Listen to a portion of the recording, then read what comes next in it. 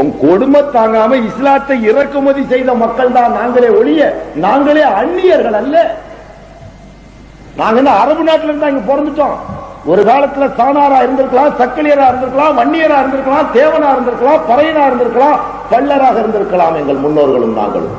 இவன் கொடுமை தாங்காம இவன் எங்களை சூத்திரன் வேசி மகன் சொல்லி தீண்டத்தகாதவன் ஆக்கி எங்களை நிறத்தாலும் மதத்தாலும் பிறப்பாலும் வேறுபடுத்தி பாகுபடுத்தி கூறுபடுத்தி பிளவுபடுத்தி எங்களை நாசப்படுத்தி ஓரங்கட்டியதன் விளைவு எங்களுக்கு ஒரு சமத்துவம் தேவைப்பட்டது, ஒரு சகோதரத்துவம் தேவைப்பட்டது.